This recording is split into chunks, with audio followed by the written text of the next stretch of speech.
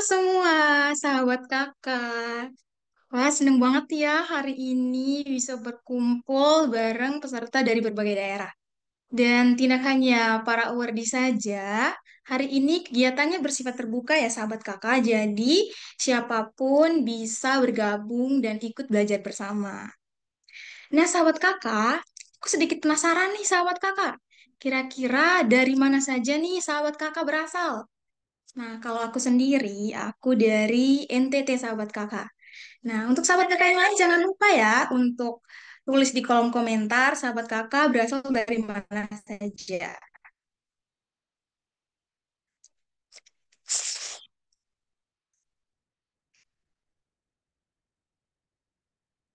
Halo Kak Bel, ini sahabat kakak dari mana aja nih?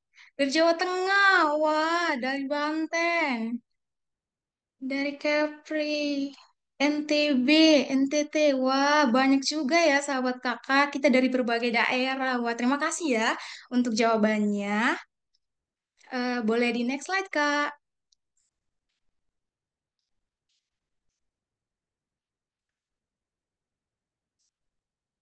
Sebelumnya, Kak, mohon maaf.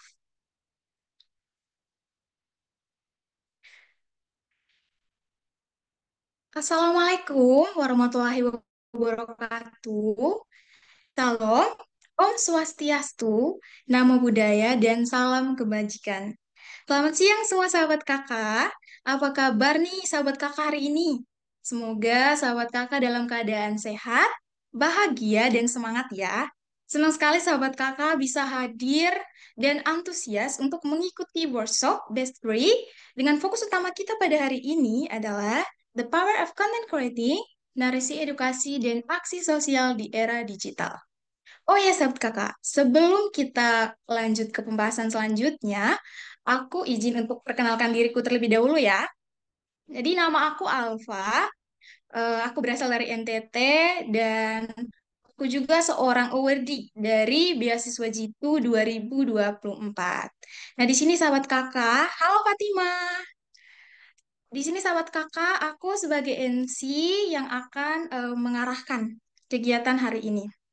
Nah, semoga selama beberapa jam ke depan, sahabat kakak bisa memperoleh pengalaman yang menarik, menyenangkan, dan tentunya penuh inspirasi. Nah, sahabat kakak, sebelum kita memasuki sesi berikutnya, aku izin mengingatkan beberapa hal teknis yang perlu diperhatikan oleh sahabat kakak. Nah, yang pertama, sahabat kakak merename akun Zoom dengan format nama, strap asal daerah, kemudian strap YMC. Seperti contohnya Alpha, strap NTT, strap YMC. Kemudian yang kedua, menyalakan kamera dan menggunakan virtual background. Nah, untuk virtual backgroundnya sudah dikirim ya sahabat kakak. Kemudian yang ketiga, mematikan mikrofon. Mikrofon hanya akan dinyalakan ketika sahabat kakak dipersilakan untuk berbicara. Boleh di next slide, Kak.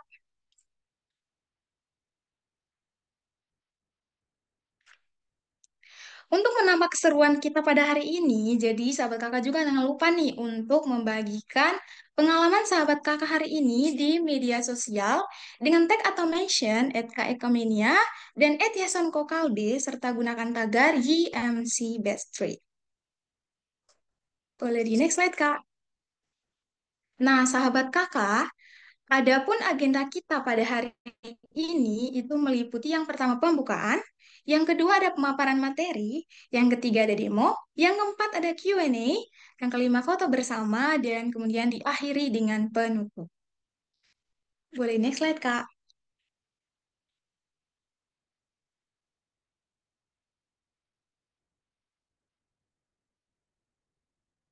Boleh di next slide, Kak. Oke. Sahabat kakak, sebelum kita memulai kegiatan kita pada hari ini, alangkah baiknya kita memulai dengan doa sesuai dengan kepercayaan kita masing-masing. Berdoa, dimulai.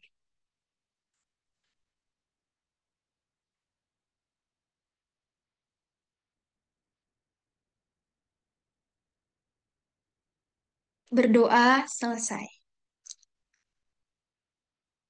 Boleh di next slide, Kak. Nah, sahabat kakak, Sahabat kakak juga diharapkan nih di sini selama workshop untuk menanamkan nilai-nilai yang pertama itu saling menghormati, di mana di sini sahabat kakak menghargai pendapat, kemudian menghargai perbedaan, dan kontribusi setiap peserta. Kemudian yang kedua, berpikiran terbuka. Nah, sahabat kakak di sini menerima ide baru dan juga siap mendengar sudut pandang dari orang lain. Yang ketiga, ingin terus belajar dan berkembang. Nah, sahabat kakak perlu nih untuk memiliki semangat untuk memperbaiki diri, menyerap ilmu, dan meningkatkan keterampilan. Boleh di next slide, Kak.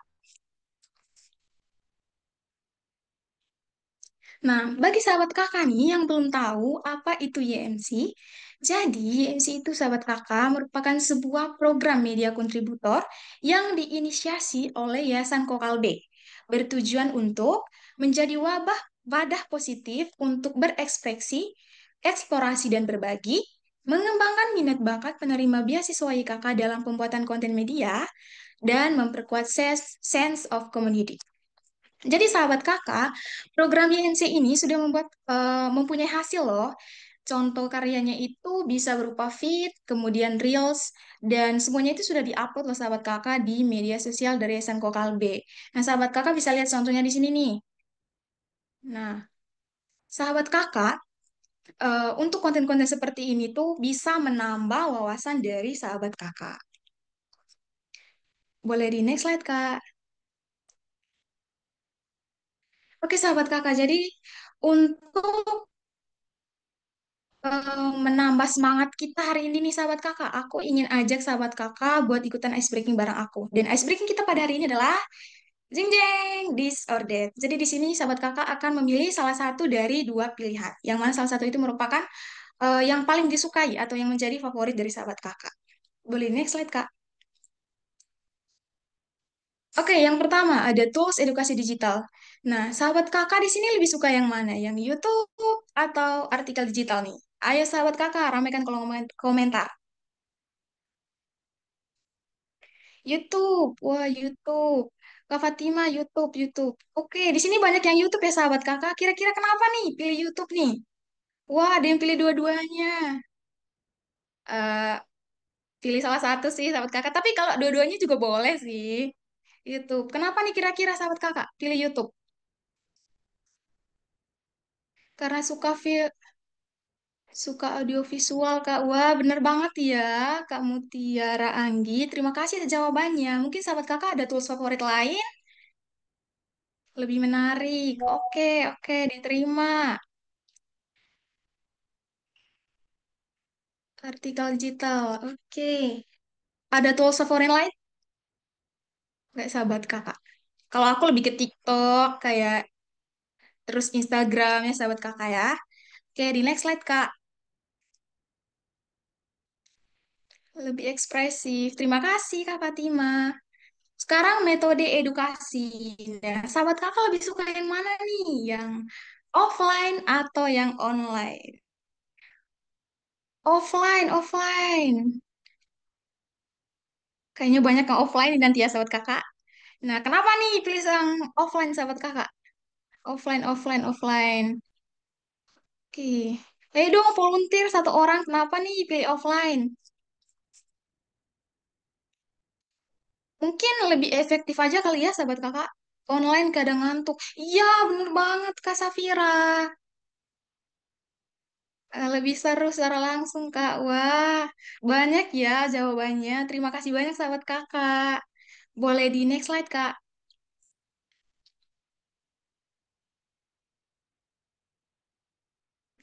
Oke, sekarang platform study group. Nah, sahabat kakak lebih suka yang mana? Yang Google Meet atau yang Zoom? Google Meet. Ada yang pilih Google Meet nih, Kak Anggun. Ada yang Zoom, Zoom, Zoom. Wih, Zoom semua. Kecuali yang atas tadi sahabat kakak Google Meet.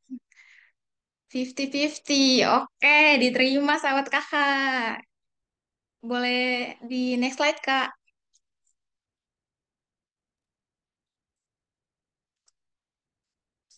Nah, sekarang yang terakhir nih sahabat kakak. Bidang edukasi. Nah, sahabat kakak lebih suka yang mana? Yang pendidikan atau sosial budaya? Kalau aku bingung sih, sahabat kakak pilih yang mana? Sahabat kakak pilih yang mana nih? Pendidikan atau sosial budaya? Sosial dan budaya, sosial dan budaya. Kuliner, wah ada yang kuliner juga ya sahabat kakak ya, menarik banget. Ada sosial budaya, pendidikan, wah ya keren keren keren. Terima kasih ya semua atas jawabannya. Boleh di next slide kak. Ah, gimana nih sahabat kakak? Seru kan tadi ice breakingnya? Jadi aku jamin sahabat kakak pasti lebih semangat nih buat ke sesi inti kita pada hari ini. Oke, boleh di next slide kak. Oke, sahabat kakak, sebelum kita masuk ke sesi sharing, aku izin memperkenalkan narasumber kita yang keren hari ini, yaitu Kak Eka Menia Helendry.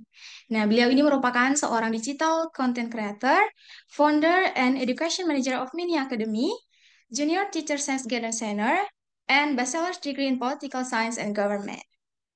Apakah Kak Eka sudah ada di room? Hai, Halo Kak Eka, selamat datang. terima Terima kasih banyak ya kasih. Kak sudah meluangkan waktu bergabung bersama sahabat Kakak hari ini. Kak Eka bagaimana kabarnya? Kami semua sangat penasaran nih apa kabar dan apa saja aktivitas terbaru Kak Eka akhir-akhir ini. Kalau saya lihat Em, di media sosial sama kayak LinkedIn begitu Kak, aku lihat aktivitas Kak Eka tuh luar biasa ya, mulai dari pembuatan konten, kemudian jadi pembicara, mengajar, jadi mentor, dan juga meraih berbagai prestasi. Boleh dong ceritakan sedikit nih Kak Eka terkait kegiatan yang sedang Kak Eka jalani akhir-akhir ini. Oke, thank you ya Kak Alfa. Salam kenal juga Kak Alfa. Teman-teman Salam juga salam kenal Kak. kenal. Em, aku baik, Alhamdulillah baik. Sekarang aku sedang menjalankan aktivitas rutin menjadi seorang pekerja di salah satu kids center sekolah internasional di Bali. Lebih kayak ke preschool teacher di sana. Jadi weekdays dari 9 to 5 aku ngajar di sana, tapi kalau weekend biasanya aku ada kegiatan-kegiatan yang lain kayak sharing ke teman-teman kayak gini. Terus kemarin juga sempat ketemu sama anaknya CEO Ruang Guru sama Launa, kita main belajar bareng sama Baby Launa di sana sama Kultara ke situ. Terus ya kurang lebih sekarang bekerja dan membangun Media Academy gitu. Wah, terima kasih banget ya sharingnya Kak Eka. Kak Eka produktif sekali ya sahabat kakak. Nah, sahabat kakak, agar tidak berlama-lama, jadi aku persilakan Kak Eka untuk memulai sesi sharing kita pada hari ini. Waktu dan tepat, saya persilakan, Kak. Oke, thank you Kak Alfa. Halo teman-teman semuanya. Aku send request untuk share ini ya. Oke,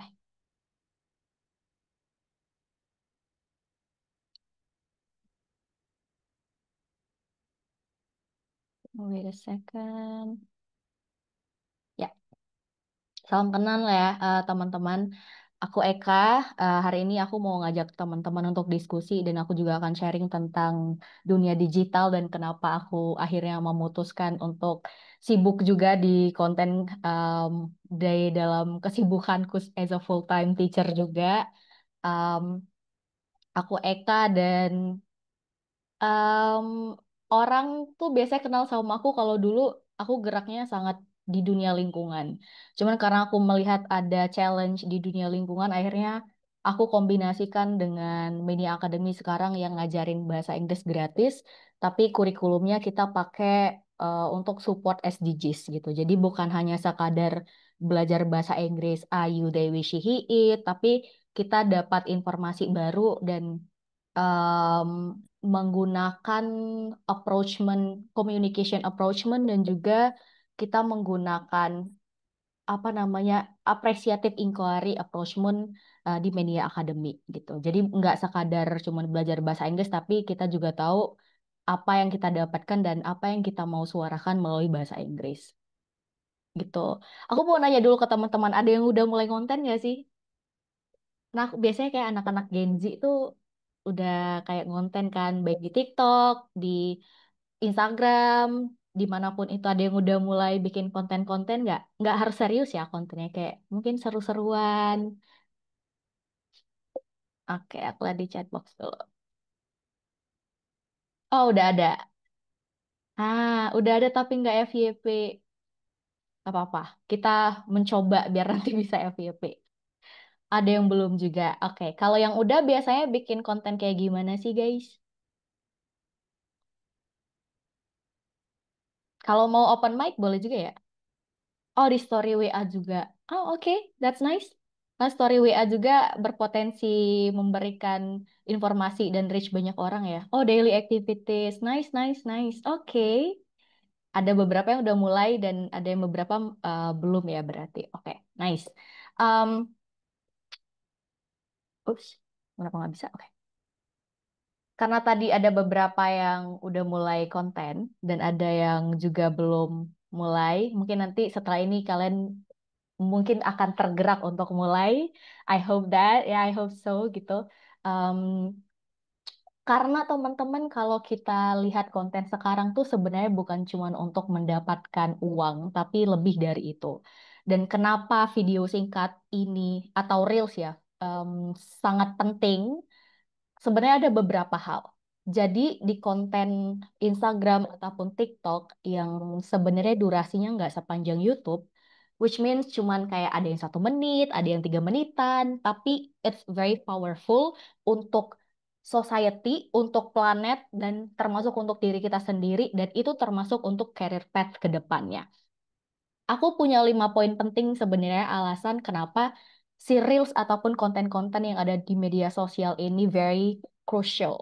Pertama, yang pastinya kita bisa menyuarakan opini, ya kan? Karena banyak juga tuh konten-konten kreator sekarang, kayak misalnya ada isu di Indonesia ataupun isu global sekarang dengan sangat berani dan cakap untuk memberikan opini ataupun pendapatnya mengenai beberapa isu gitu. Kayak isu lingkungan, kemarin banyak banget isu tentang Raja Ampat, dan anak-anak muda tuh aku sangat bangga, mereka sudah sangat berani untuk memberikan pendapat mereka dan menggunakan data. Jadi nggak cuma sekadar opini kayak aku tidak setuju dengan ini, tapi ada alasan yang jelas dan data juga yang konkret. Dan itu em, platform media sosial berbentuk video sangat berguna ketika kita mau menyampaikan opini. Nah, ketika kita mau menyampaikan opini ataupun informasi kepada banyak orang, di media sosial tuh kita bisa reach lebih banyak.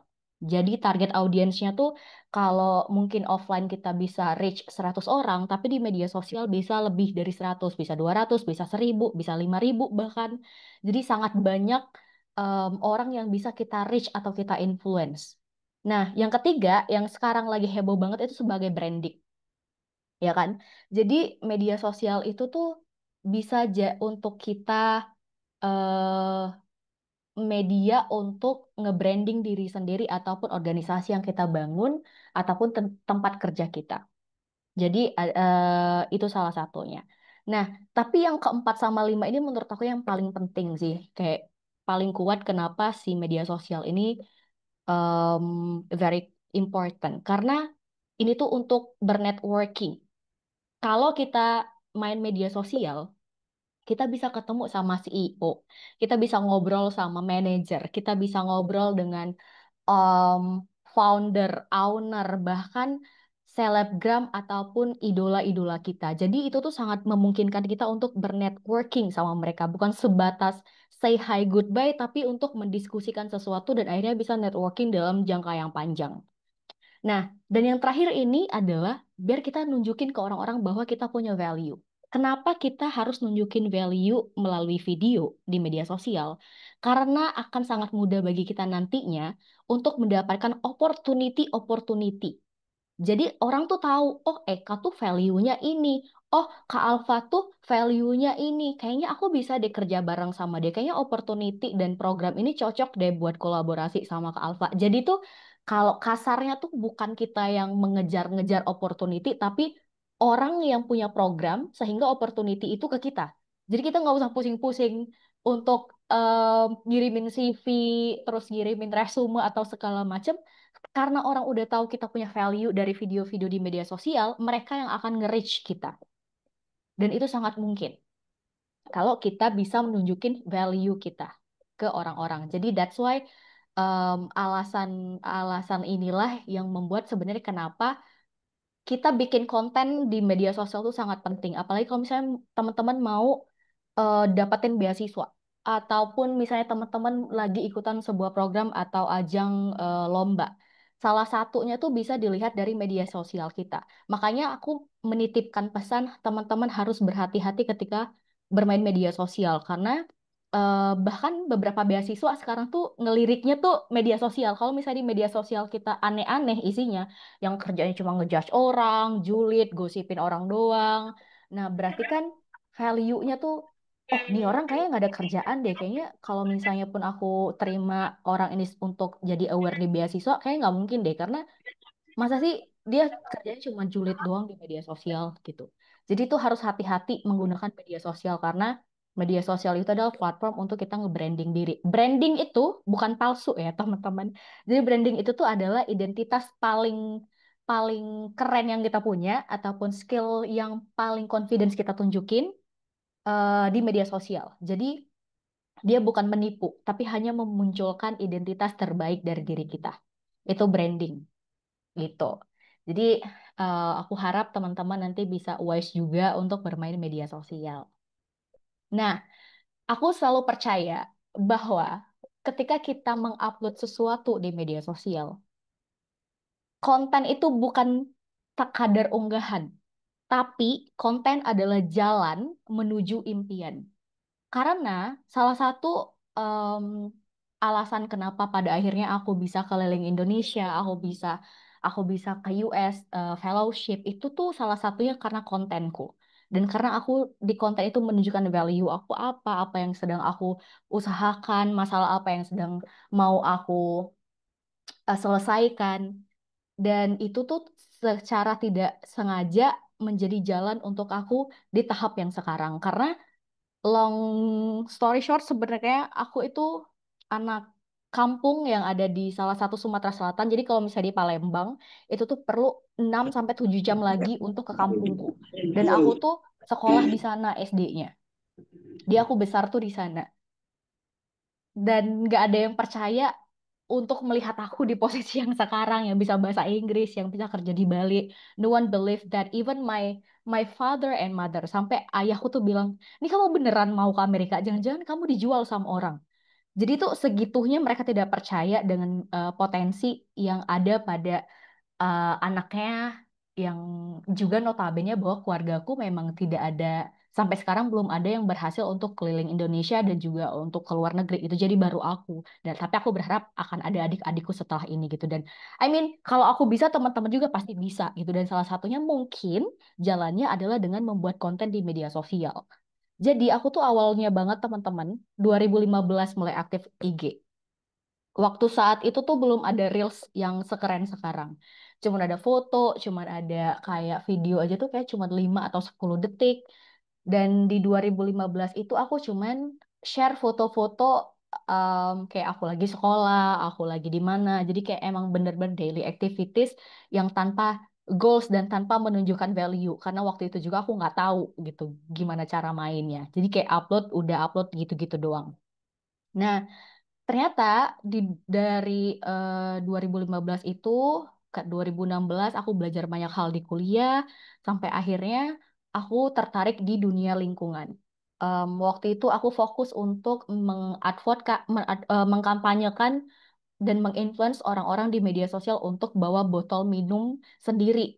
Karena waktu itu isu sampah plastik sangat sangat tinggi. Jadi aku menggunakan media sosial untuk ngajak orang-orang protect the environment dengan cara bawa botol minum sendiri.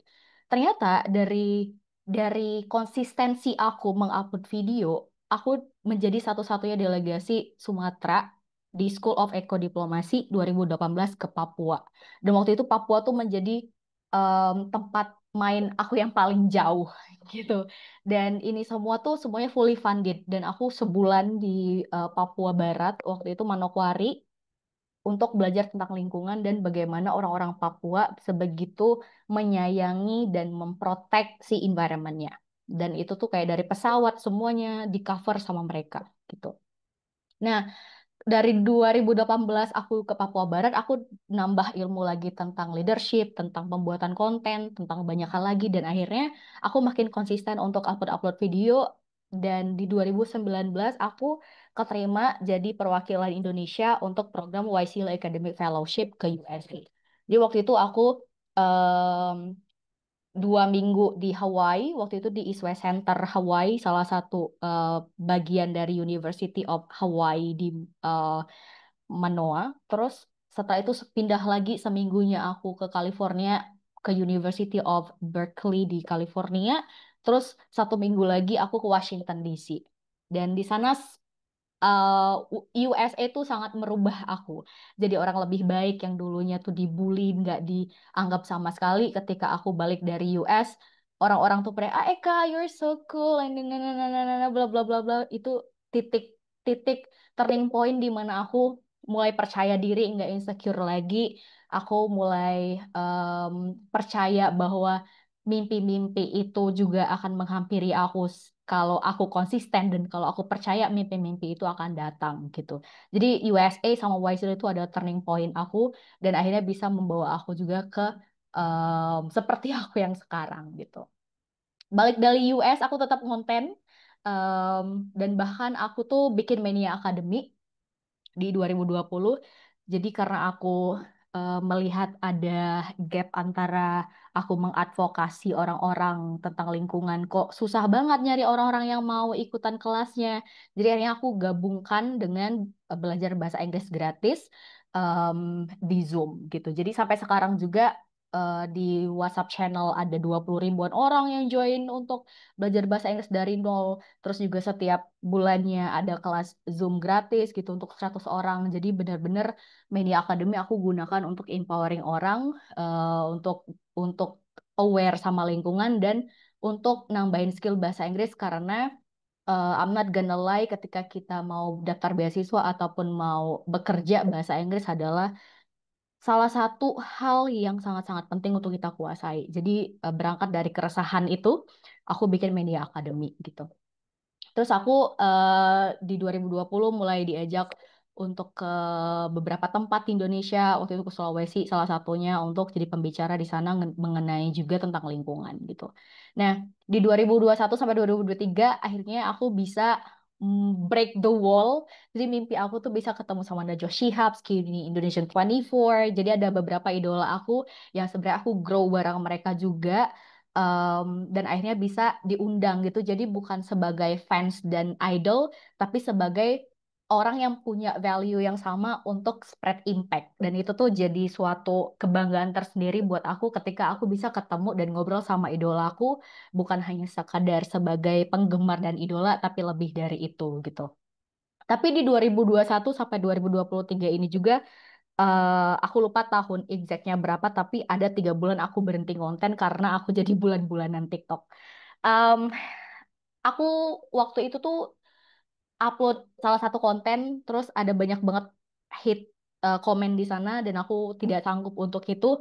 Jadi 3 bulan aku off untuk bikin konten dan aku benar-benar break dari dunia konten gitu. Tapi setelah aku refleksi lagi kenapa aku bikin konten dan aku tahu why-nya kenapa dan karena 5 hal tadi bahwa media sosial sangat penting, akhirnya aku mencoba untuk balik lagi sampai sekarang aku masih di media sosial gitu. Nah, di 2024 em, aku beberapa kali dapat tawaran kerja dari beberapa perusahaan. Jadi sampai sekarang pun aku akhirnya bisa bekerja memang sesuai dengan passionku. Itu pun sebenarnya salah satunya karena konten. Again, makanya aku bilang di awal tadi teman-teman ketika kita tahu value diri kita dan kita kasih tahu ke banyak orang melalui media sosial, walaupun orang-orang bilang in this economy era akan banyak badai PHK, ada banyak em, orang yang susah dapat kerja ya. Apalagi waktu itu ada salah satu video yang ngasih tahu bahwa ada ribuan orang di satu tempat tuh segila itu untuk masuk ke lokasi itu untuk ngasih CV. Tapi kalau kita udah nge-branding diri duluan, ngasih tahu orang tentang value diri kita di media sosial, I'm not gonna lie, pekerjaan itu tuh bisa datang ke diri kita sendiri gitu. Apalagi kalau teman-teman udah main LinkedIn, di sana kan banyak CEO-nya, banyak founder, banyak orang-orang penting di sana. Gunain platform itu juga gitu. Jadi makanya bikin video yang punya purpose itu tuh sangat penting untuk diri kita sendiri dan banyak orang. Kalau diri kita sendiri, of course kita mau mau stabil dalam ekonomi. Gimana caranya stabil ekonomi? Ya kita harus punya pekerjaan, punya punya career path yang jelas. Kita kalau mau daftar beasiswa juga orang-orang harus tahu value kita. Jadi emang sepenting itu gitu untuk menggunakan media sosial. Nah, sekarang pertanyaannya adalah dengan cerita-ceritaku tadi, gimana sebenarnya kita bisa mulai untuk bikin konten, ya kan? Jadi gini teman-teman, untuk bikin konten itu sebenarnya em, harus ada strateginya juga, nggak cuman kayak upload selesai, terus upload apa yang kita mau aja. Kalau kita mau bikin konten yang punya purpose atau tujuan, kita juga harus punya strategi. Pertama, kita harus tentuin goalsnya apa.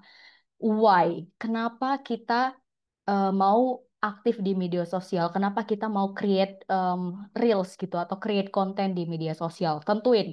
Dan em, goals orang tuh beda-beda dan gak ada yang salah ya. Mungkin teman-teman ada yang mau branding, hanya sebatas branding. Tapi mungkin di antara kita juga mau yang berjualan sehingga punya penghasilan tambahan atau penghasilan utama gitu dari media sosial. Tapi bisa jadi juga hanya sebatas untuk affiliate aja. Atau memang mau dijadikan konten creator ini sebagai pekerjaan full time. Nah, setiap goals ini branding, berjualan, pekerjaan full time ataupun affiliate, dia punya strategi masing-masing. Nah, kalau aku maunya itu lebih ke branding gitu. Jadi aku tidak berjualan di media sosial walaupun mungkin ada kerjasama atau endorse yang masuk, tapi itu adalah bonusnya. Nah, teman-teman harus tahu nih goalsnya apa. Gitu. Pilih salah satu ataupun dua atau tiga goals tuh dan bisa dikonekkan bersama-sama gitu. Nah, ketika kita udah tahu goalsnya apa, kita harus tentuin identitas ataupun value yang mau kita tampilkan itu apa. Apa eh, value teman-teman yang memang mau ditonjolkan? Apakah disiplin? Apakah em, pekerja keras? Ataukah apa? Terserah teman-teman yang menurut teman-teman identitasnya yang paling kuat gitu, value dirinya yang paling pede untuk ditampilkan. Setelah kita tahu identitas atau value apa yang mau kita tampilkan, pikirin masalah apa sih yang sebenarnya kita mau selesaikan. Seperti aku mau menyelesaikan masalah lingkungan dan aku mau juga menyelesaikan masalah orang-orang yang nggak bisa bahasa Inggris. Jadi ada dua masalah yang sedang aku coba untuk em, selesaikan sekarang. Nah, teman-teman juga bisa pikirkan masalah apa yang mau diselesaikan dan ini tuh bisa apa aja. Karena setiap orang nggak akan sama masalah yang mau diselesain. Terus yang keempat adalah baru pikirin nih, kalau udah goalsnya tahu, value dirinya udah tahu apa, masalahnya juga udah tahu mau apa, konten yang seperti apa nih yang mau teman-teman ciptakan? Apakah ngomong langsung di depan kamera, ataukah cuman sebatas voice over, atau memang tanpa suara sama sekali? Jadi harus ditentukan dulu. Atau mungkin ketiga-tiganya yang mau teman-teman apa namanya gunakan. Jadi ini tidak ada ketentuan yang harus ABC, tapi bisa semuanya pun bisa gitu. Oke, aku lanjut lagi. Nah, karena setelah ini aku mau ngajak teman-teman untuk praktek langsung nentuin goals dan juga identitas dirinya.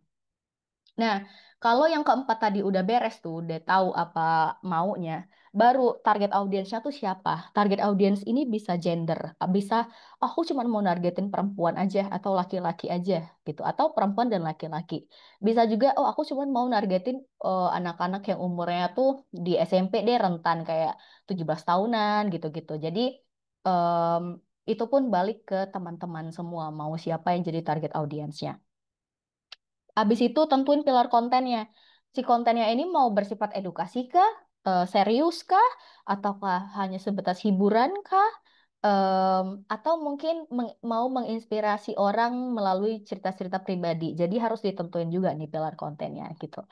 Terus karena tadi mau ngomong langsung ataupun pakai voice over, itu kita harus menyediakan skrip atau naskah.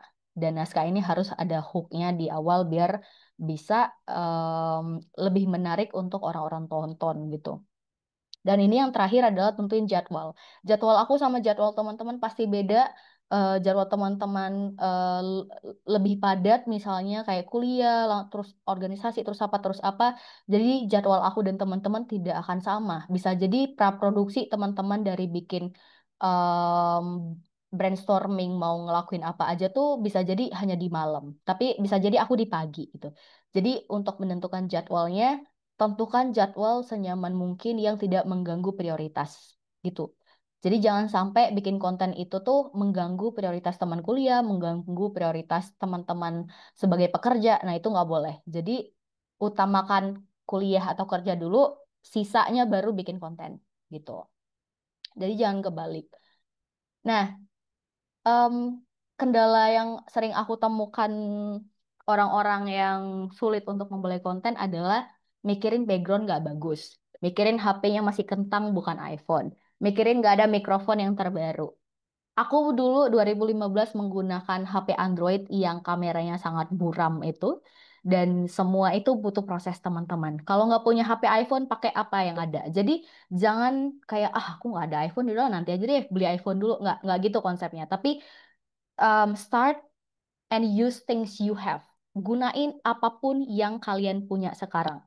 Jadi jangan memfokuskan ke barang-barang yang bagus, tapi nikmati proses dari sekarang nantinya akan mendapatkan items-items yang bagus yang semakin membuat teman-teman lebih baik di dunia konten gitu. Jadi jangan dipaksakan untuk beli iPhone langsung atau segala macam gitu. Oke, sampai sini em, kita akan membuat dan menulis untuk refleksi. Aku berharap teman-teman kalau ada pensil ataupun pena boleh diambil atau mau dipakein HP-nya atau di laptopnya boleh diketik karena setelah ini aku mau ngajak teman-teman untuk berefleksi dan berpikir kalau mau bikin konten tuh sebenarnya konten seperti apa dan value-nya tuh value diri teman-teman tuh yang seperti apa sih yang mau ditampilkan gitu.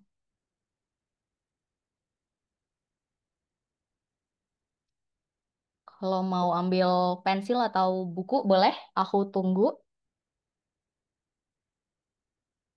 karena lumayan banget.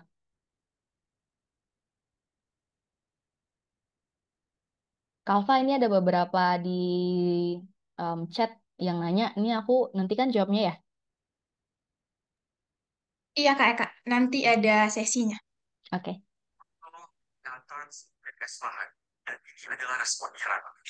Oke. Eh, ini ada satu, dua, tiga, empat, ada 6 pertanyaan yang akan coba kita bahas satu-satu, teman-teman. Kalau udah siap buku ataupun pena dan juga HP sebagai alat tulisnya, boleh kasih reaction jempol atau oke di chatbox jadi aku bisa tahu apakah teman-teman sudah siap atau belum. Oke, alright, oke, nice, thank you guys. Kita akan mulai dengan apa goal atau purpose atau tujuan kita dalam membuat konten. Silakan teman-teman tulis, misalnya nomor satu, terus tujuan. Bisa branding, bisa berjualan, bisa affiliate, bisa pekerjaan full time, atau kalau misalnya teman-teman punya punya tujuan yang lain, boleh banget. Kalau misalnya ada kebingungan atau rasanya em, nggak nggak sure sure banget dengan pertanyaannya, boleh tanya ke aku, nanti bisa kita diskusiin bareng, oke? Sekarang coba dipikirin apa goals teman-teman ketika mau bikin konten.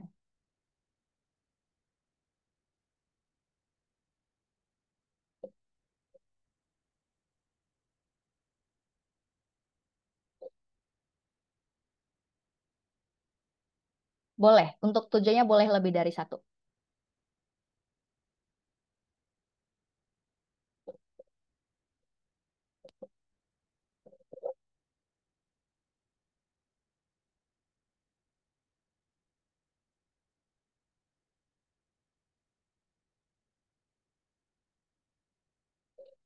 Kalau udah boleh kasih tahu oke di chat box ya biar bisa kita lanjut.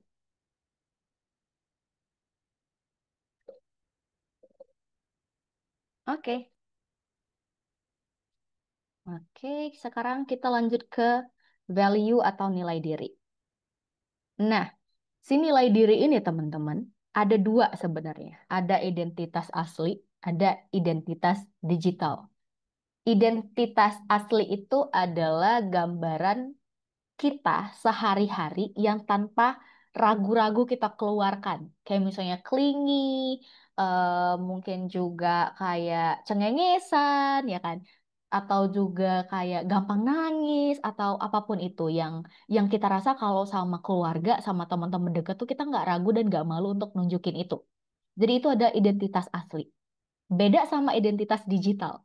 Tapi identitas digital tidak sama dengan identitas palsu. Dia tetap identitas asli. Tapi identitas digital ini tuh masih kayak ada jaim-jaim. Bahasa gampang itu ada jaimnya karena kita hanya menunjukkan sisi terbaik dari diri kita sendiri gitu. Kalau identitas asli itu kayak itu mau mau sisi yang buruk atau enggak, kita nyaman tetap nampilin ke orang tua, ke adik-adik gitu ya. Tapi kalau identitas digital tuh kita hanya memilih satu atau dua atau tiga dari sisi terbaik kita untuk ditampilkan di media sosial. Dan identitas digital ini untuk semua orang. Kalau identitas asli itu hanya untuk orang-orang terdekat, kalau identitas digital tuh untuk semua orang. Itu bedanya gitu. Nah, aku ada beberapa pilihan di sini. Menurut teman-teman, kekuatan atau identitas diri apa yang mau teman-teman tampilkan sebagai identitas digital. Kalau ada selain ini boleh banget ya, karena ini aku kayak terbatas banget gitu, yang secara umum kalau teman-teman rasa ada identitas diri yang lain selain ini juga boleh banget ditulis. Bisa satu sampai tiga dipilih gitu. Sekarang kita masuk ke identitas digital apa yang mau teman-teman tampilkan di media sosial. Coba ditulis di bukunya.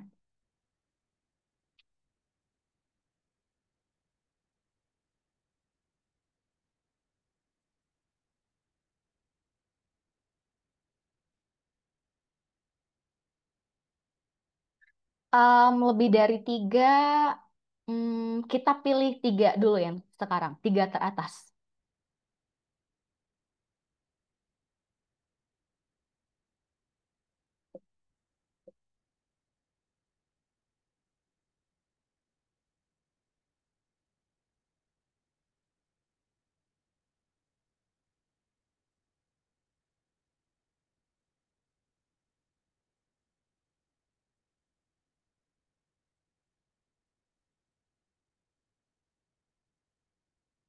Oke, udah selesai? Alright, kita lanjut lagi kalau gitu. Identitas udah, sekarang kita akan masuk ke coba kita pikirkan masalah apa yang mau teman-teman selesaikan dengan cara main di media sosial. Masalahnya bisa berapapun ya, tapi paling banyak kasih 4 aja, jangan lebih. Paling sedikit satu, paling banyak 4.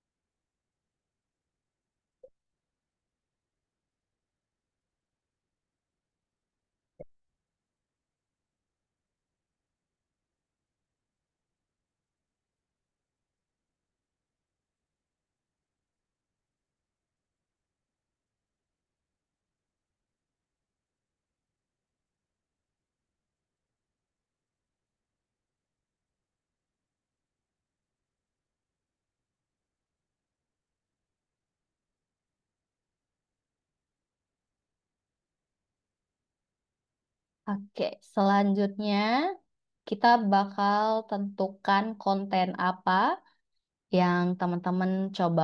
akan buat? Apakah bicara langsung depan kamera, atau hanya voice over, atau tanpa suara sama sekali? Jadi cuman kayak lagu-lagu sama tulisan-tulisan doang.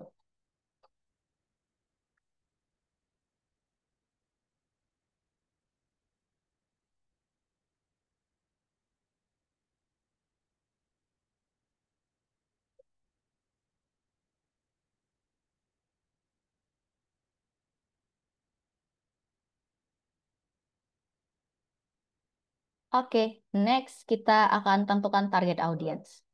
Siapa yang menjadi target audience teman-teman? Apakah anak sekolah atau profesional kah atau perempuan atau laki-laki atau gimana?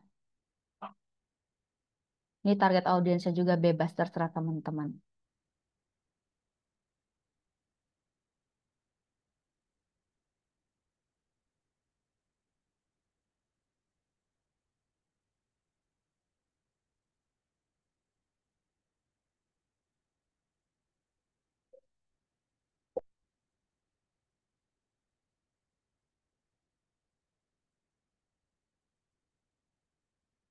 Kalau udah target audience, baru tentuin pilar kontennya. Apakah edukasi? Apakah hanya hiburan? Hiburan tuh bisa bebas, bisa ngelawak, bisa kayak tarian, joget, gitu-gitu ya. Atau cerita pribadi, atau apapun itu. Gimana kalau pilarnya teman-teman? Karena kalau pilar kontenku, edukasi sama inspirasi.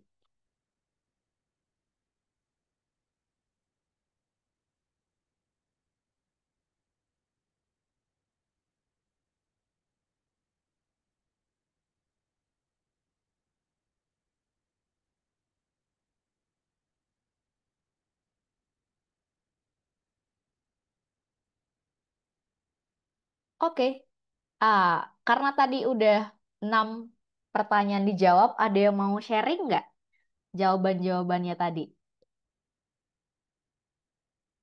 Boleh ya, kalau mau, nggak usah malu-malu ya. Ada yang mau? Ups. Oh, Bel. Boleh, Bel. Kamu gimana tadi, Bel?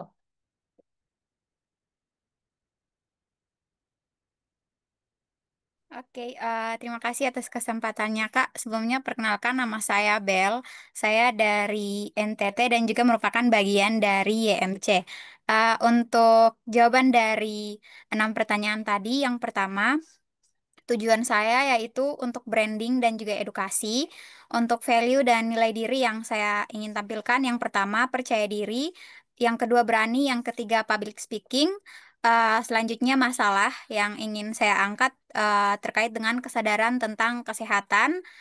Konten yang ingin dibuat itu bicara langsung depan kamera, targetnya remaja, dewasa muda, dan semua gender, serta pilar kontennya edukasi dan inspirasi. Terima kasih, Kak.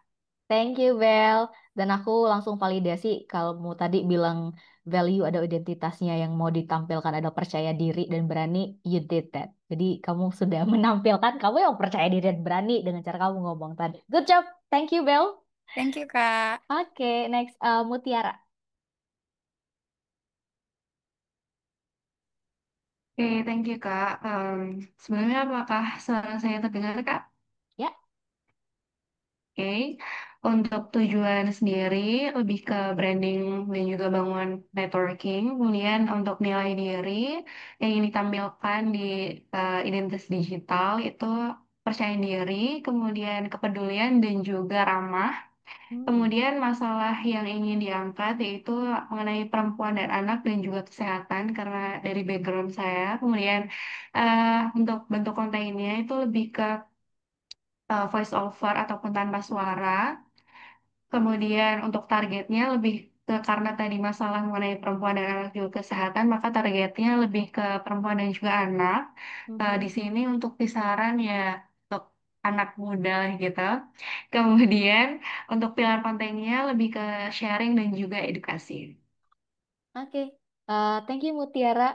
Tadi disebutin juga bahwa kamu berangkat dari background, akhirnya yang mau dibahas ada tentang kesehatan. So it's also kayak satu hal yang menarik dan bisa jadi kekuatan kamu ketika nanti bikin konten, karena kamu emang udah paham karena berangkatnya dari backgroundmu. So yeah, that's nice. Thank you Tiara.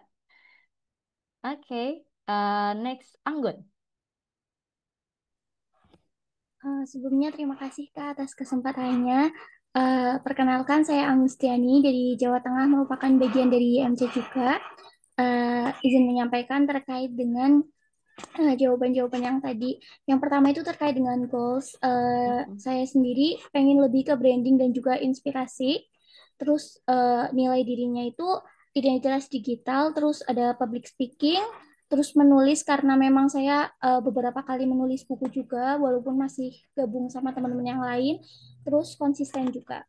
Terus masalah yang ingin diselesaikan karena memang semester-semester ini merupakan semester saya akan magang, jadi lebih ke proses gimana menjalani magangnya. Kayak mungkin ada permasalahan-permasalahan bagi teman-teman mahasiswa yang takut buat menjalani magang dan mencoba untuk update diri.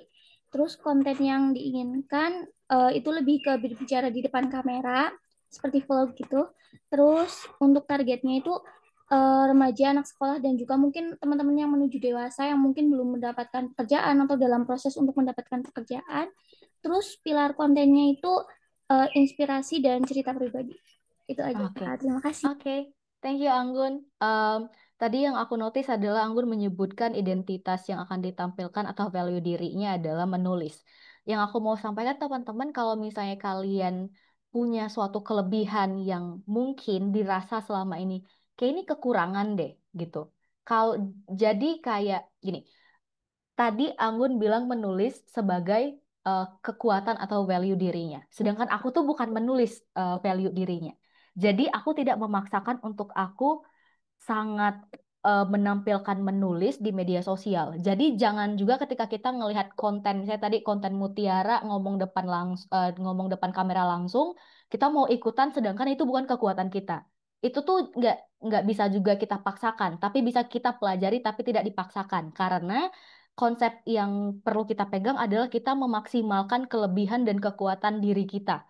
Jadi, gunakan kekuatan dan keunikan teman-teman. Ini tuh namanya teori appreciative inquiry. Jadi di US dulu dan di tempat kerjaku kita belajar tentang appreciative inquiry, di mana ketika kita mau melakukan sesuatu, kita tidak fokus pada permasalahan atau kelemahan, tapi justru nyari tahu nih kelebihan diri itu apa, sehingga ditampilkan ke media sosial. Gitu, karena di media sosial sekarang kan banyak banget tuh variasinya dari mulai editing. Kalau teman-teman tidak expert di editing, nggak usah pakai editing, jangan dipusingin di sana. Tapi dioptimalkan kelebihan-kelebihannya. Oh, aku kelebihannya nulis, aku kelebihan public speaking. Nah, gunain itu. Jadi jangan 100% copy paste dengan apa yang trending sekarang. Kalau itu bukan kelebihan teman-teman, jangan dipaksakan, tapi perlu dipelajari. Gitu. Nice, thank you. Anggun, Mutiara, dan Bel. Aku lanjut lagi. Aku akan share lagi. Wait a minute. Oke, kita udah menentukan banyak hal. Sekarang kita akan ngomongin skrip, teman-teman. Karena kita maunya adalah konten yang punya purpose, kayak yang aku bilang di awal. Jadi butuh skrip. Jadi nggak yang tiba-tiba ngomong di depan kamera atau tiba-tiba nggak voice over langsung gitu. Tapi punya konsepnya. Skrip itu sebenarnya cuma ada em, tiga bagian. Ada hook sebagai pembuka, ada body sebagai isinya, dan yang terakhir itu closing atau penutupnya. Nah, sebelum ke hook, body, sama closing, kita harus tahu sebenarnya pesan apa yang mau kita sampaikan. Misal nih, karena aku bikin kontennya edukasi tentang sharing bahasa Inggris, kalau misalnya aku mau menyampaikan tentang em, simple present tense, grammar, berarti aku menentukan pesan yang mau disampaikan itu adalah simple present tense. Nah, sisanya nanti berubah cerita. Hooknya apa, badinya apa, closingnya apa. Aku punya contohnya yang teman-teman bisa lihat juga dan bisa dicontoh. Em, jadi aku punya jadwal untuk konten. Em, aku akan menulis, jadi biasanya satu hari di weekend, karena aku libur di weekend, jadi aku akan duduk kayak 1 atau sampai 2 jam, aku akan nulis aku mau bikin apa aja. Di semaksimal aku dapatnya berapa. Ini aku misalnya dapat 22 ide nih untuk bikin konten dalam 1 bulan. Jadi aku tulis tuh, oh ada review growth mindset planner, terus ada 1 minute speak English misalnya. Jadi aku semuanya tentuin dulu mau ngapain, ide dasarnya tuh apa gitu. Setelah itu, aku baru susun nih misalnya, oh shoot schedule-nya kapan ya? Kayak aku mau syutingnya nih kapan nih gitu. Jadi juga itu harus dijadwalkan. Syutingnya kapan, uploadnya kapan, editingnya kapan. Karena kita punya pekerjaan utama yang lain sehingga pekerjaan tadi tidak terganggu.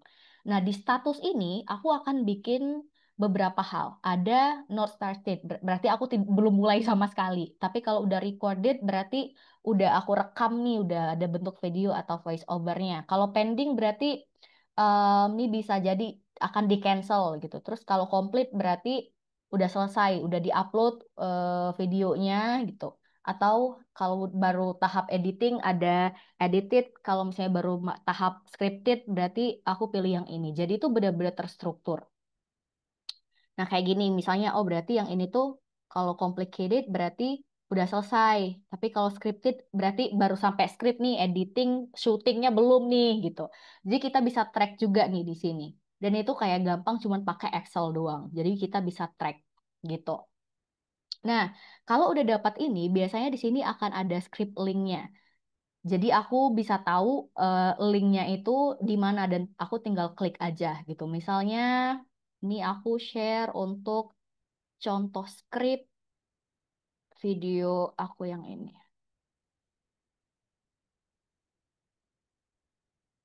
Nah, karena videonya juga nggak nyampe 2 menit, jadi sangat singkat. Ini pesan yang mau disampaikan. Aku mau nyampein sebenarnya penting banget lo belajar bahasa Inggris gitu. Tapi aku akan membuat pesan ini tersampaikan nggak langsung to the point, melainkan pakai cerita. Karena kalau audiens aku tuh dia sukanya cerita dibandingkan kayak ngomong kayak puk-puk langsung gitu. Nah, aku gunain hooknya adalah berangkat dari cerita pribadi dan keresahanku selama ini gitu. Perempuan yang dicap bodoh ini karena aku dulu sering dianggap bodoh, nggak bisa ngapa-ngapain gitu, kayak jelek, pokoknya gitu-gitu lah. Pokoknya hal-hal negatif tuh kayak di aku semua gitu. Jadi aku jadi ini sebagai hook berdasarkan cerita pribadiku. Jadi perempuan yang dicap bodoh ini bisa jadi host yang narasumbernya dari NGO besar di Singapura. Jadi sebenarnya di sini itu untuk hook yang membuat orang-orang mau nonton itu adalah yang ini kayak ada dicap bodohnya, tapi dia em, bisa jadi host untuk NGO besar dari Singapura gitu. Jadi ini sebagai hook dan hook itu bisa beraneka ragam. Nanti akan kita bahas. Nah, untuk badinya atau isinya, aku itu biasa pakai ini. Pakai poin perasaan sama poin paling penting yang mau aku ingin sampaikan gitu. Misalnya perasaan, aku tuh ngomongin kalau aku tuh excited banget untuk dipercaya jadi host di sini. Jadi mainnya tuh perasaan. Kayak ngasih tahu aku tuh excited, terus juga makin excited lagi aku harus pakai bahasa Inggris. Terus temanya tuh tema yang aku banget karena tentang sustainability dan importance of English gitu. Nah, ada perasaan excited, tapi ada juga nih, aku kasih tahu, tapi aku di sisi lain aku nervous banget karena sebenarnya guest speakernya itu adalah direktur. Jadi kayak, nih aku nervous banget, direktur Nelly Singapura nih, dan dia tuh kayak he's such a very smart and inspiring person gitu. Jadi dijelaskan perasaannya apa.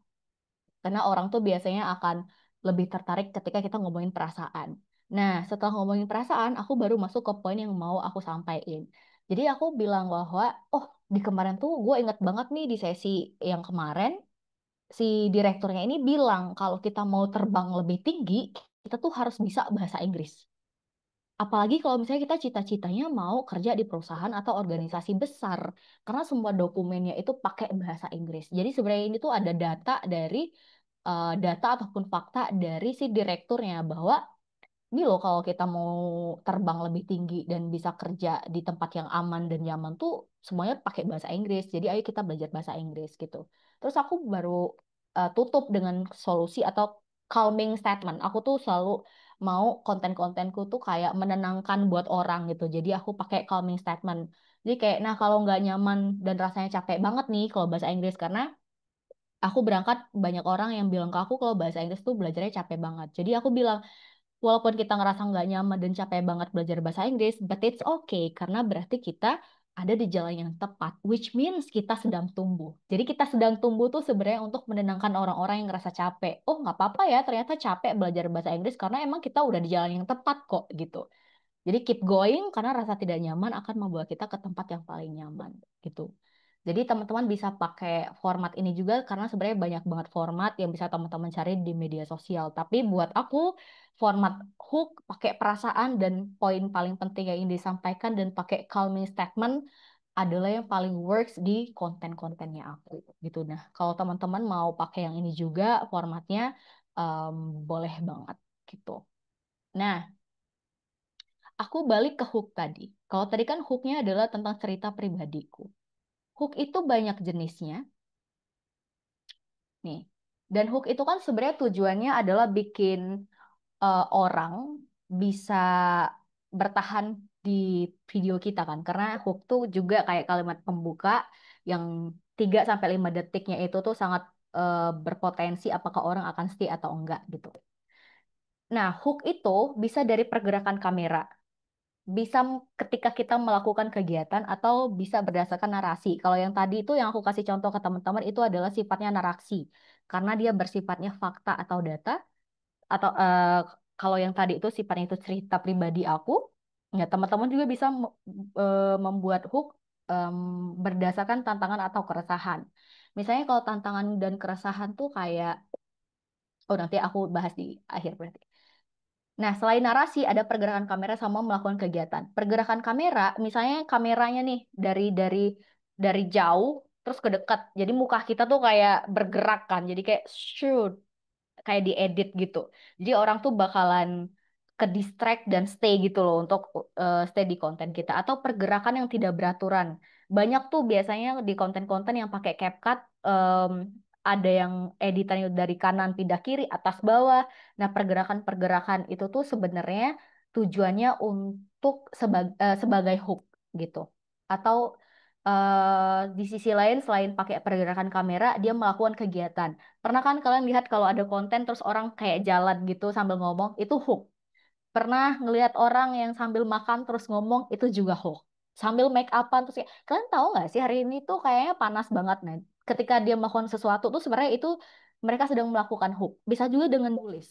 Pokoknya segala sesuatu yang bergerak di kamera, tapi kameranya diam, kita doang yang bergerak, itu juga hook. Jadi hook itu jenisnya banyak banget. Dan teman-teman bisa pilih ataupun bisa dikombinasikan semua hook ini ke dalam video teman-teman gitu. Jadi senyaman teman-teman aja.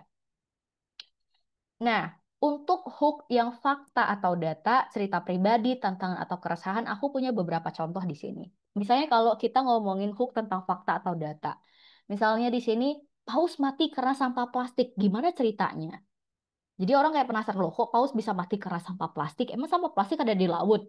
Jadi orang tuh menimbulkan pertanyaan juga sehingga mereka stay di konten kita. Atau bisa juga kita pakai kayak keluar negeri gratis dengan modal bahasa Inggris. Wah, dengan modal bahasa Inggris doang bisa keluar negeri gratis nih gitu. Jadi dia akan penasaran. Jadi hook itu juga bikin orang penasaran gitu gimana solusinya. Terus kita bisa pakai data Indonesia tuh sebenarnya peringkat ke-80 dunia berkemampuan bahasa Inggris. Dan dengan nyebutin angka tuh biasanya juga bisa menarik perhatian orang untuk nontonin video-video kita. Atau di sisi lain bisa pakai cerita pribadi. Kayak misalnya karena aku di bagian edukasi bahasa Inggris, jadi aku bisa bilang kayak ini cara aku belajar bahasa Inggris gitu. Atau dicap bodoh di sekolah tapi bisa dapat beasiswa. Terus karena konten satu persatu mimpiku tercapai gitu. Yang ketiga bisa berangkat dari tantangan atau keresahan teman-teman. Nah, keresahan yang sering aku dapatkan itu biasanya aku lihat di kolom komentar. Jadi komen-komen orang itu biasanya bisa aku jadikan hook sebagai keresahan. Jadi keresahan itu bukan hanya datang dari keresahan aku, tapi keresahan banyak orang juga. Karena kalau dari keresahan orang biasanya orang akan lebih relate gitu dan dia akan lebih stay lama untuk nonton video kita. Jadi misalnya nih keresahannya udah les di mana-mana tapi bahasa Inggris tetap stuck. Nah, ini tuh kebanyakan orang merasakan ini gitu. Jadi kita bisa pakai hook ini. Atau kayak karena kebanyakan orang Indonesia yang kayaknya tuh hobi banget ngejudge orang, jadi kita bisa pakai hook. Kenapa sih orang-orang pada bilang gue so Inggris gitu? Jadi balik lagi em, untuk hooknya bisa teman-teman sesuaikan juga gitu. Nah, untuk caption sekarang. Untuk caption itu teman-teman sebenarnya kalau di Instagram ataupun media sosial kita pribadi, dia nggak perlu kayak formal-formal banget. Tapi beda cerita ketika kita menjadi seorang social media spesialis. Itu bisa jadi perusahaan minta kita kayak lebih formal, lebih panjang. Tapi kalau untuk kita sendiri yang tujuannya edukasi ataupun branding tadi, yang penting caption itu adalah menarik perhatian orang. Jadi aku biasa punya kalimat singkat ataupun penjelasan singkat mengenai isi videonya. Kalau aku pakai caption yang sangat singkat, biasanya aku udah ngomongin semua hal di videonya, terus captionnya cuma bilang, kelas kemarin seru banget, tapi semua rangkaian kelasnya itu seru-seru gitu. Jadi orang kalau ngeklik videonya, ngelihat secara cepat gitu, oh ini tentang kelasnya seru banget nih yang kemarin, jadi orang bisa nonton juga. Atau aku lagi mau open untuk pendaftaran batch selanjutnya di kelas gratis. em, di captionnya tuh biasanya aku cuman bilang kayak ya kali nggak daftar gitu. Jadi kayak menggugah orang untuk nonton dan untuk daftar juga gitu. Itu yang singkat banget. Tapi ada juga caption yang penjelasannya tuh mengenai isi videonya. Em, jadi waktu itu aku lagi upload konten tentang ngajarin anak-anak di sekolah em, tentang perdamaian beragama gitu kan. Terus di captionnya aku lumayan panjangin untuk mengasih tahu kayak ringkasan dari video atau kontennya itu apa. Jadi aku bilang dari banyaknya permasalahan tentang perdamaian di dunia ini mulainya dari keresahan kan berarti. Gue selalu mencoba untuk share info kalau beda tuh nggak apa-apa. Kalau punya agama yang nggak sama tuh tetap bisa damai kok. Gitu. Dan kali ini gue bisa share tentang ini ke toddlers dan kids dari beberapa negara. Senang banget, apalagi kalau di kelas mereka rebutan ngasih opini dan ide-ide. Jadi gambaran di videonya tuh anak-anak tentang belajar tentang agama-agama di Indonesia dan mereka bikin kayak gambaran em, tempat ibadah yang apa namanya berjejer berdekatan gitu. Terus mereka sangat excited untuk nanya-nanya ide gitu. Jadi itu tuh captionnya aku kasih perjelas lagi apa yang terjadi di video itu gitu. Jadi teman-teman bisa juga pilih mau captionnya panjang ataupun yang sangat singkat gitu, tergantung dengan kebutuhan masing-masing. Nah, ini schedule untuk konten.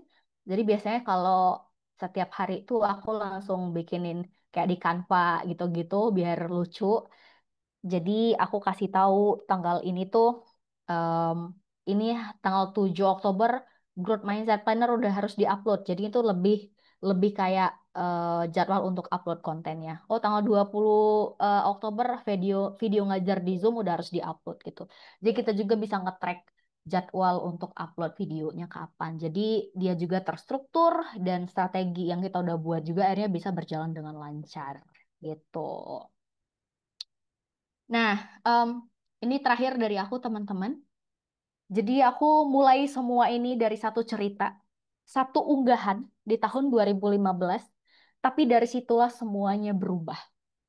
Karena ternyata konten bukan cuma tempat berbagi, tapi konten juga menjadi ruang untuk tumbuh dan bermimpi. Jadi semangat untuk kita semua untuk bisa memanfaatkan sosial media dengan sebaik-baiknya sehingga hidup kita bisa jadi lebih baik, mimpi-mimpi kita bisa jadi dekat, dan apapun yang kita usahakan semoga bisa datang dengan waktu yang kita sesuaikan gitu.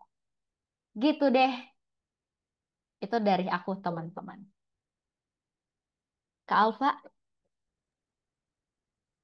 Oke, terima kasih banyak Kak Eka sudah sharing. Menarik sekali ya sahabat kakak materi yang disampaikan oleh Kak Eka. Dan tentunya teman-teman di sini sudah mendapat insight baru nih, apalagi tadi kan sudah ada praktiknya langsung nih teman-teman. Nah, tadi aku sempat mention satu kalimat yang menarik buat aku, yang mana Kak Eka tadi sudah jelaskan bahwa konten itu bukan sekedar unggahan, tetapi ia adalah sebuah jalan menuju impian. Nah, sahabat kakak, di sini aku udah lihat ada yang mau bertanya nih, sahabat kakak.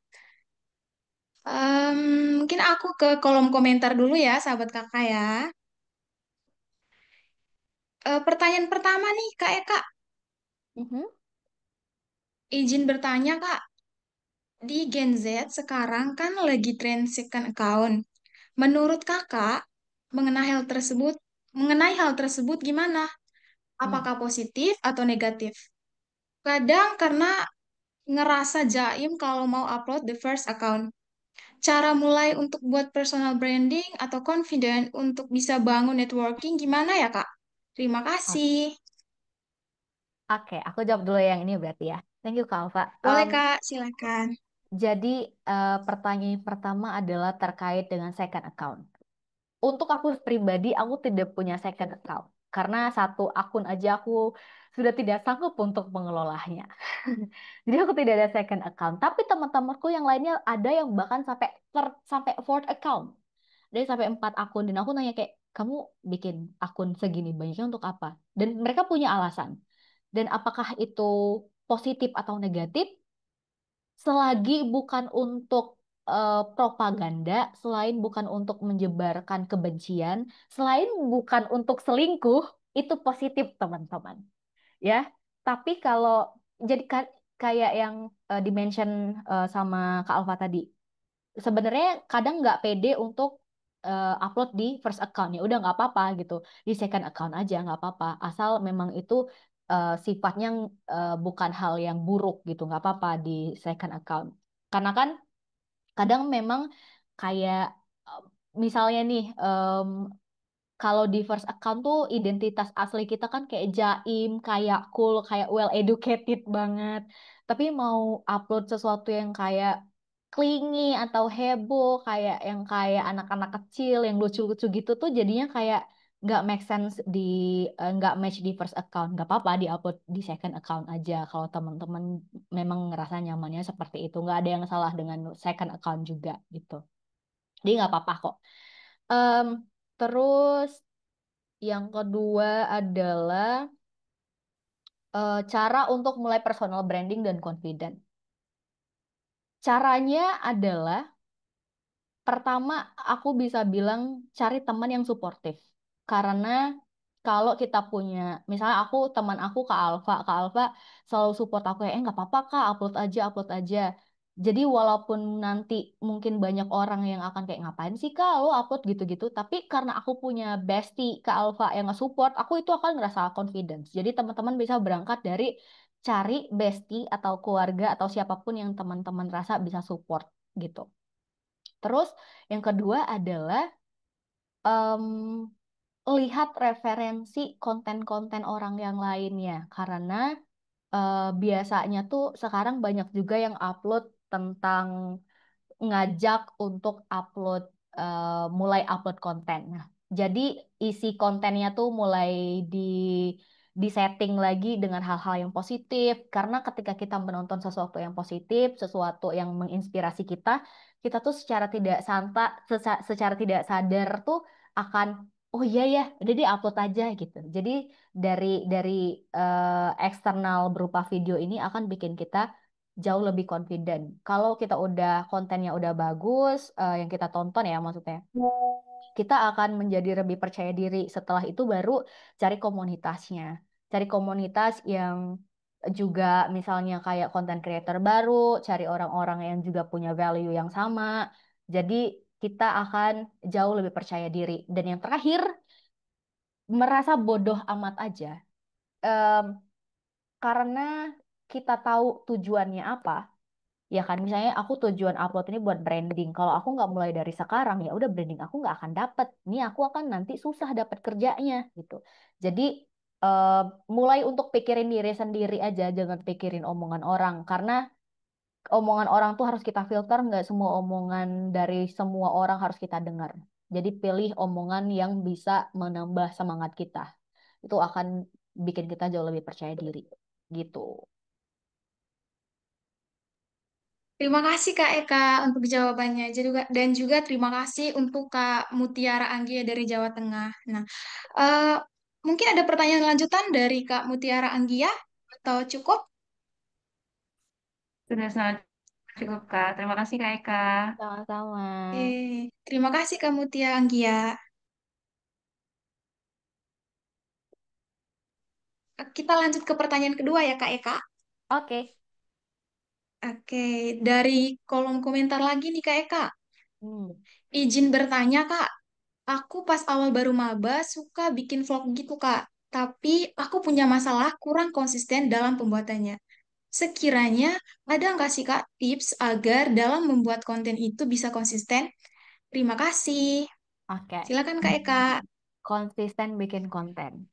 Kita harus bikin jadwal dan itu harus tertulis.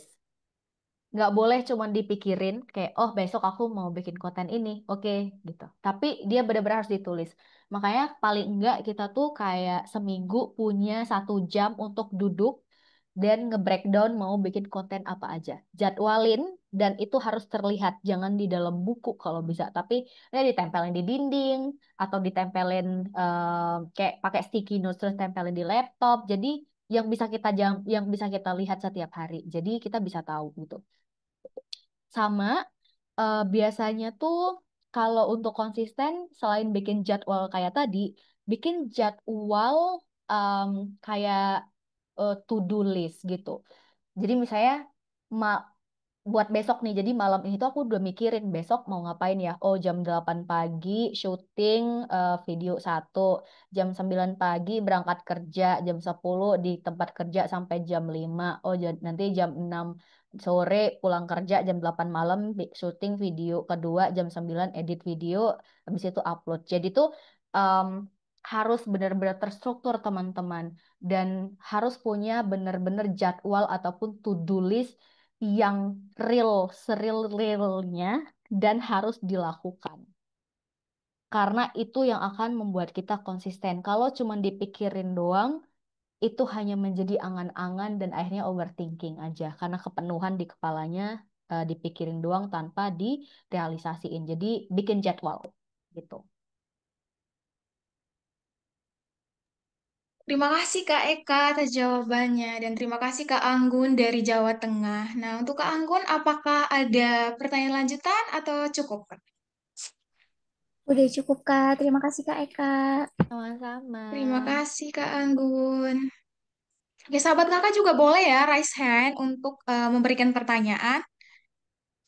Ada nggak nih sahabat kakak? Jangan sungkan juga untuk di kolom komentar.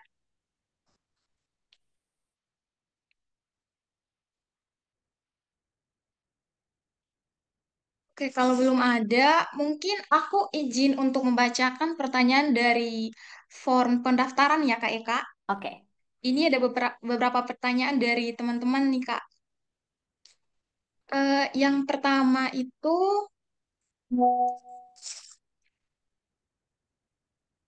apa yang menjadi motivasi Kak Eka untuk menjadi seorang pendiri dan manajer dari Media Academy? Oke. Em, Motivasinya tuh ada motivasi internal sama eksternal. Jadi eh, ini agak cringe sih sebenarnya. Jadi salah satu alasannya eh, kalau secara internal itu karena aku takut mati teman-teman. Dan aku tuh takut masuk neraka. Ceritanya tuh itu sebenarnya awal mulanya. Terus aku mikir kayak, nih kalau aku mati besok atau bulan depan gimana ya? Tapi aku takut sama neraka nih Tuhan gitu. Jadi aku sempat ngobrol dengan Tuhan kayak Tuhan, nih aku takut mati, aku takut ke neraka. Tapi kayaknya kalau ke surga aku juga nggak mampu deh gitu. Nih aku at least apa ya berbuat apa ya di dunia biar seenggaknya aku memanfaatkan kehidupanku ini dengan hal yang baik gitu. Terus aku nyari tahu, aku kalau mau kasih duit, aku nggak ada duit nih sekarang karena aku masih sekolah kan, masih kuliah. Terus akhirnya aku kepikiran, oh aku kan bisa ngajar ya. Terus aku punya skill bahasa Inggris sama public speaking. Ya udahlah aku bikin kelas media academy. Jadi itu dari sana keresahannya gitu. Terus eh, yang kedua waktu itu aku punya aku punya cita-cita mau nikah di umur 24 tahun. Ini juga lucu banget lagi. Em, aku mau nikah di umur 24 tahun gitu. Tapi umur aku waktu itu bangun Mania Academy masih umur 20 berapa gitu aku lupa. Terus aku alasan mau menikah itu karena kalau di Islam itu menyempurnakan separuh agama. Terus dilihat-lihat kayaknya aku tidak akan bertemu sama jodoh di umur sampai 24 deh. Terus gimana caranya aku bisa seenggaknya bisa memperbaiki eh, separuh agamaku yang belum belum tercukupi ini ya gitu. Jadi ujung-ujungnya juga kayak jadi bikin kelas siapa tahu seenggaknya ini bisa jadi lahan ibadah karena ibadah bukan cuma dari nikah gitu. Itu alasan kedua. Ini banyak banget alasannya. Nah, yang ketiga itu sebenarnya alasan eksternal. Alasan eksternal itu karena dulu aku bangun Green Politician untuk menyuarakan eh, advokasi lingkungan ke orang-orang gitu, baik melalui media sosial ataupun offline. Dan ada problem susah banget untuk nge-influence orang jagain lingkungan gitu. Jadi aku berpikir lagi gimana ya caranya biar aku nggak ribet nyari orang, tapi dia mau dengerin aku gitu. Terus aku kepikiran em, menggabungkan bahasa Inggris sama kurikulum ngebahasnya itu kurikulumnya tentang lingkungan. Jadi akhirnya kebentuklah Mini Academy sebagai media untuk ngebantu orang-orang belajar bahasa Inggris, tapi mereka juga mau dengerin aku untuk ngobrolin tentang isu sampah, sampah isu lingkungan gitu ataupun SDGs. Jadi kayak negosiasi antara aku dan orang-orang melalui medianya itu bahasa gitu alasannya sebenarnya. Terima kasih Kak Eka. Di kolom chat ada yang bilang lucu juga ya alasannya Kak Eka. Itu random banget sih kayak Tapi entahlah. Kak Eka keren loh. Semoga sahabat kakak juga bisa jadi founder-founder untuk selanjutnya ya Kak Eka. Amin. Oke, mungkin kita lanjut ke pertanyaan berikutnya ya, Kak Eka, karena di sini Oke. banyak sahabat kakak yang bertanya di form pendaftaran nih Kak. Yang kedua itu strategi apa yang Kak Eka gunakan dalam menyampaikan narasi edukasi mengenai politik, sosial budaya, dan pendidikan agar konten lebih mudah dipahami oleh khalayak umum, menarik, dan dapat diaplikasikan oleh audiens. Strategi untuk nyampein narasi biar orang-orang paham. Em, karena Ya, background Kak. aku adalah seorang fasilitator, jadi kerjaanku adalah sebagai fasilitator yang tujuan atau tugas utamanya adalah mempermudah orang untuk paham. Jadi dari segi bahasa biasanya aku tidak menggunakan bahasa-bahasa yang sangat berat. Jadi aku lebih memilih kayak bahasa yang fun, yang enjoy, yang juga relate dengan generasi sekarang. Itu yang pertama, strateginya adalah dengan bahasa. Yang kedua adalah aku biasa mengikuti tren. Jadi kalau misalnya ada tren jedak-jeduk, aku ikut cuman ada sesuatu yang aku sampaikan gitu. Kayak misalnya kemarin aku baru bikin cara ampuh untuk bisa bahasa Inggris tuh pakai jedak-jeduk, terus di jedak-jeduk berikutnya tuh aku kasih kayak jangan dipikirin tapi dipraktekin. Jadi aku juga ikut ikut tren itu, tapi tetap aku adjust atau aku sesuaikan dengan value-ku gitu dan apa yang mau aku sampaikan. Terus yang ketiga adalah em, berinteraksi dengan teman-teman media sosial. Jadi kita juga bisa tahu sebenarnya mereka lagi resahnya tuh apa gitu. Jadi sering-sering juga buka DM, terus lihat kolom komentar karena dari sana itu bisa jadi strategi untuk nyampein narasi yang isinya tuh harus apa sih yang disampaikan kepada audiens media sosial kita gitu. Jadi bukan dari diri kita sendiri, tapi lebih ke audiens targeted gitu loh. Apa namanya awal dari semua narasinya. Jadi bukan kayak aku maunya apa, tapi audiens maunya apa. Yang aku lainkan dengan apa yang aku mau gitu. Terima kasih Kak Eka untuk jawabannya. Jadi diingat ya sahabat kakak, karena nanti ini sangat berguna loh untuk pembuatan konten kita. Mungkin lanjut ke pertanyaan ketiga ya Kak, karena kita masih Oke. punya waktu. Aha. Pertanyaan ketiga, bagaimana cara menghadapi dan menanggapi ketika konten yang kita buat itu disalahartikan atau menimbulkan kontroversi? Hmm. Nih aku pernah kejadian sih. Waktu itu aku bahas tentang agama yang aku sampaikan waktu itu kayak kita tuh di Indonesia punya enam ya, punya enam apa ya? Enam kalau nggak salah. Kita tuh di Indonesia punya enam agama, tapi kenapa orang-orang tuh selalu maksain kita hanya untuk milih apa yang mereka pilih? Itu kontroversi lumayan tuh. Sampai ada beberapa yang ribut di kolom komentar. Em, aku sih selagi kita menyampaikan fakta dan data ya, nggak apa-apa mau itu kontroversial atau enggak, karena kontroversi itu kan terjadi sebenarnya ada perbedaan struktur dalam berpikir dan nggak masalah gitu, nggak apa-apa sebenarnya. Tapi em, yang bisa kita lakukan adalah pertama ketika mau bikin konten itu harus benar-benar dilihat apakah data dan faktanya benar atau enggak. Jadi walaupun itu kontroversial, kalau misalnya kita benar, ya kita aman gitu. Terus yang kedua adalah em, kalau kayak kontroversinya masih dalam hal baik sih, nggak apa-apa ya. Ini aku nggak tahu nih kontroversi maksud di sini tuh apa. Kalau misalnya kayak cuman sebatas kayak unpopular opinion ataupun kayak di kontenku tuh pernah juga aku cerita ikutin trennya eh listen no judge apa sih? Ingat gak sih apa sih nama trennya itu? Oh, we listen we don't We judge. listen and we don't Ya, judge. we listen and we don't judge. Dan itu jadi kontroversi di media sosialku karena aku cerita aku berhenti kuliah di semester 5 waktu itu.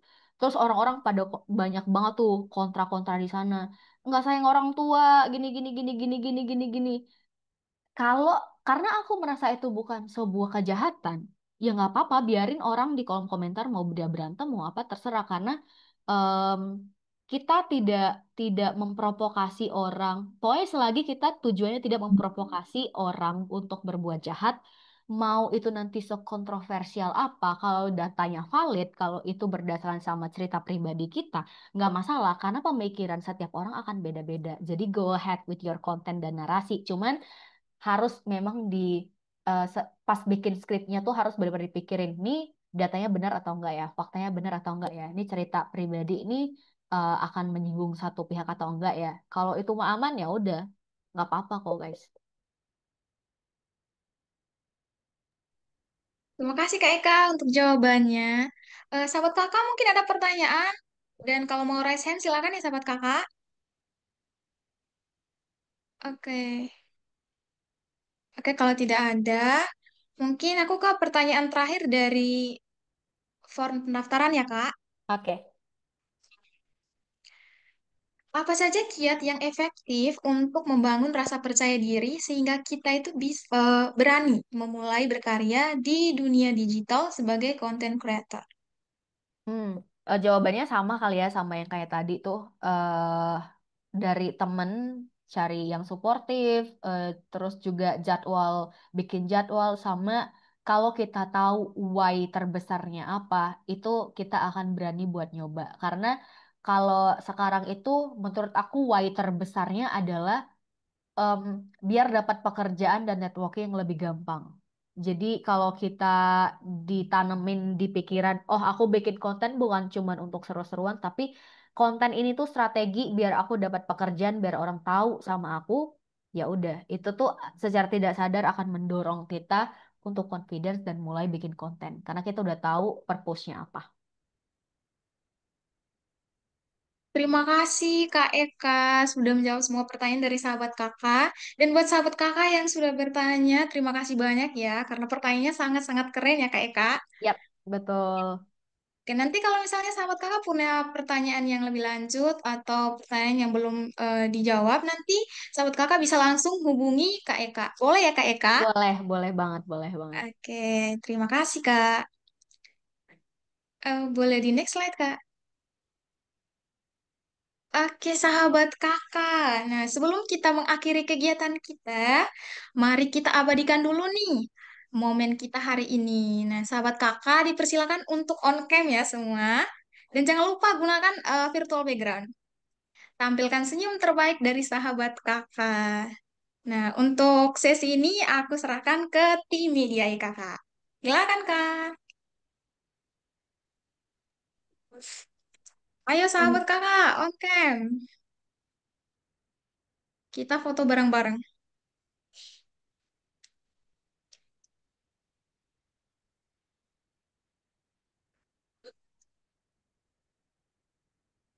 Mana nih wajah-wajah cantik dan ganteng dari sahabat kakak nih?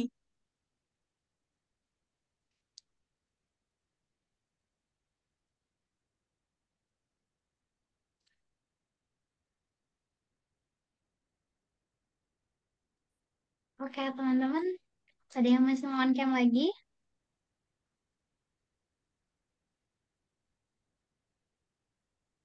Kalau gitu aku mulai screenshot ya. Oke, teman-teman. Satu, dua, tiga. Oke, sekali lagi. Satu, dua, tiga. Oke, terima kasih teman-teman. Terima kasih kepada Kak tim media ya kakak. Oke, boleh kita kembali ke slide-nya Kak.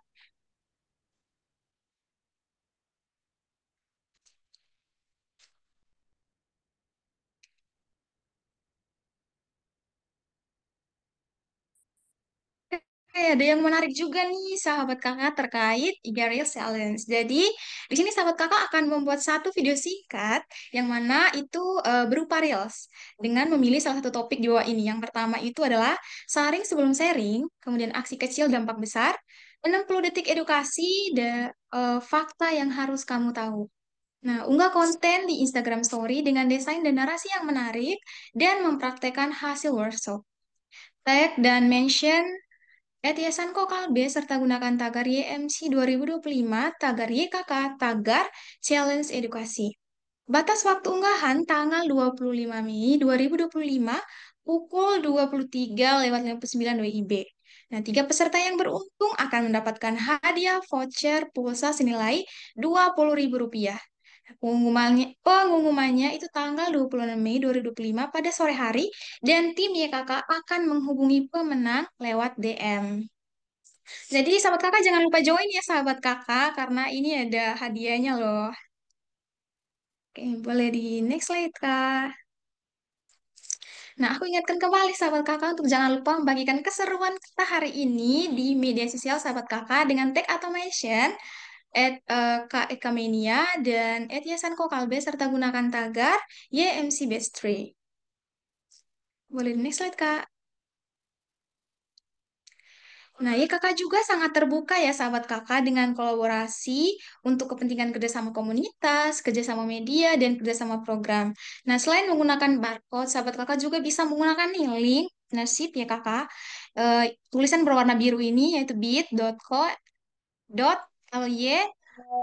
garis miring form YKK partnership.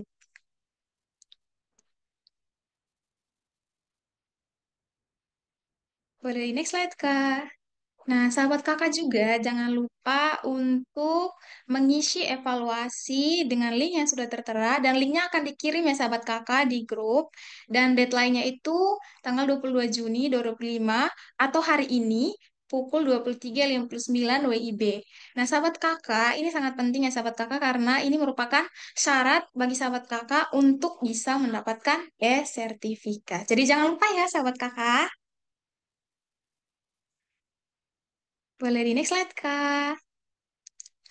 Sahabat kakak, untuk info lebih lanjut, baik kegiatan maupun beasiswa dari Yayasan Kokalbe, sahabat kakak bisa langsung kunjungi media sosial dari YKK, baik di Instagram yaitu @yayasan kokalbe dan di TikTok juga @yayasan kokalbe, atau sahabat kakak juga bisa nih bergabung di link grup WA dari Yayasan Kokalbe, di mana di sini sudah ada 3 grup ya sahabat kakak.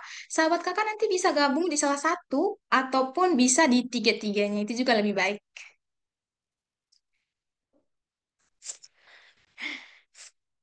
Oke, next slide, Kak.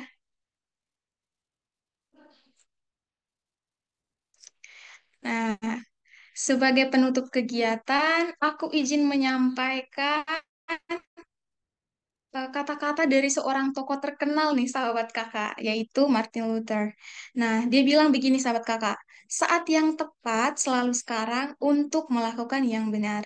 Terima kasih Kak Eka, sahabat kakak, tim ya Kokalbe semua. Sampai jumpa di lain kesempatan. Bye-bye. Terima kasih, Kak. Bye-bye. Terima kasih Kak. Terima kasih banyak semuanya, sahabat kakak.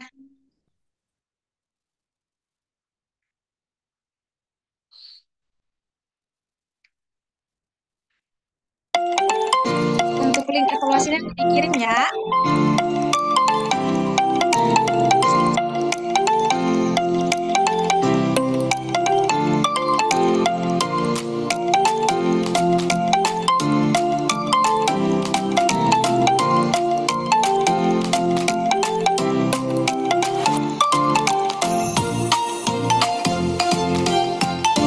Jangan lupa juga ya teman-teman buat terima kasih ke Kak Eka, narasumber kita hari ini yang keren banget.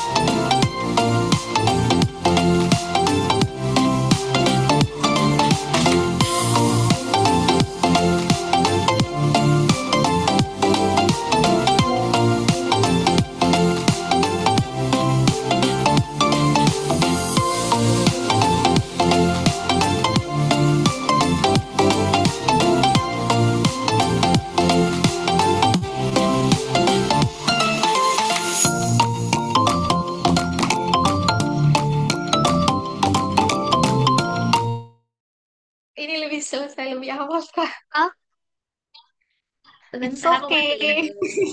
Nggak apa-apa, Kak. Aduh, saya lupa Iya, nggak gitu apa-apa. waktu, Kak. Mohon maaf sekali. Nggak apa-apa. Ini Thank you, Alfa. keren banget. Keren. Makasih, Alfa. Kayaknya udah selesai. Gimana deg-degan?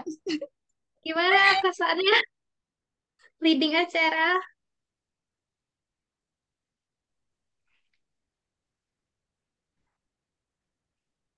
Gimana, Alfa, perasaannya udah selesai nih? Aduh, Kak. Sudah 3 hari aku pikirin itu, Kak.